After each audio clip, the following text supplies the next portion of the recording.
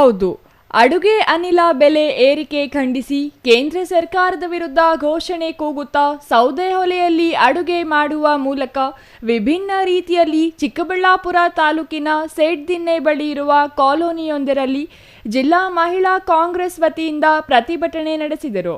ಇನ್ನು ಇದೇ ವೇಳೆ ಮಾತನಾಡಿದ ಮಹಿಳಾ ಜಿಲ್ಲಾಧ್ಯಕ್ಷೆ, ಅಡುಗೆ ಅನಿಲ ದರ ಏರಿಕೆಯಿಂದ ಮಧ್ಯಮ ಹಾಗೂ ಬಡ ಕುಟುಂಬದವರಿಗೆ ಗಾಯದ ಮೇಲೆ ಬರೆ ಎಳೆದಾಗಿದೆ. ದಿನ ಬಳಕೆಯ ವಸ್ತುಗಳು ಬೆಲೆ ಏರಿಕೆ ಜೊತೆಯಲ್ಲಿ ಗ್ಯಾಸ್ ದರನೂ ಏರಿಕೆಯಾಗಿದೆ. ಇದರಿಂದಾಗಿ ಮಹಿಳಾ ಘಟಕದಿಂದ ಹೊಲೆ ಹಚ್ಚಿ ಅಡುಗೆ ಮಾಡುವುದರ ಮೂಲಕ ಕೇಂದ್ರ ಸರ್ಕಾರದ ವಿರುದ್ಧ ಪ್ರತಿಭಟಿಸಿದ್ದು ಎಂದರು. ಏನು ನಾವು ಕೇಂದ್ರ ಸರ್ಕಾರ ಅಡುಗೆ ಅನಿಲದ ಮೇಲೆ ಬೆಲೆ ಹೆಚ್ಚಳ ಮಾಡಿದೆ, ಅದನ್ನು ಒಂದು ವಿರೋಧ ಮಾಡ್ತಾ ನಾವು ಈ ಒಂದು ಪ್ರತಿಭಟನೆಯನ್ನು ನಾವು ಈ ಚಿಕ್ಕಬಳ್ಳಾಪುರದಲ್ಲಿ ಇವತ್ತು ನಾವು ಹಮ್ಮಿಕೊಂಡಿದ್ದೀವಿ.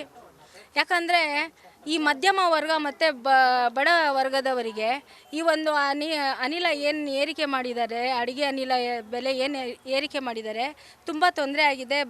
ಗಾಯದ ಮೇಲೆ ಬರೆ ಎಳೆದಂಗಿದೆ. ಆಲ್ರೆಡಿ ಎಲ್ಲ ವಸ್ತುಗಳ ಬೆಲೆ ಏರಿಕೆ ಆಗಿದೆ. ಅದರಲ್ಲಿ ದಿನನಿತ್ಯ ನಾವು ಬೆಳಗ್ಗೆಯಿಂದ ರಾತ್ರಿ ಮಲಗೋವರೆಗೂ ನಾವು ಅಡುಗೆ ಮನೆಯಲ್ಲಿ ಹೋದರೆ ಟೀ ಕಾಫಿ ಒಂದು ಅನ್ನ ಮಾಡಬೇಕು, ಸಡನ್ನಾಗಿ ಏನೇ ಮಾಡಬೇಕಂದ್ರೂ ಈ ದಿನಗಳಲ್ಲಿ ಗ್ಯಾಸಕ್ಕೆ ಒಂದು ಏನು ಅಡುಗೆ ಅನಿಲದ ಮೇಲೇ ನಾವು ಪ್ರತಿಯೊಬ್ಬರು ಅವಲಂಬಿತರಾಗಿದ್ದೀವಿ.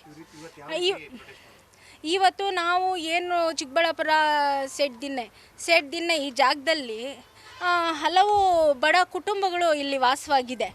ನಾವು ಬಂದು ನೋಡಿದ್ವಿ, ಮನೆಗಳಲ್ಲಿ ಸಿಲಿಂಡ್ರ್ಗಳಿದೆ, ಆದರೆ ಯಾವುದೇ ಸಿಲಿಂಡ್ರು ಭರ್ತಿ ಇಲ್ಲ. ಅಲ್ಲಲ್ಲಿ ಎಲ್ಲ ಒಲೆಗಳಿಟ್ಟು ಅಡುಗೆ ಮಾಡ್ತಾಯಿದ್ರು.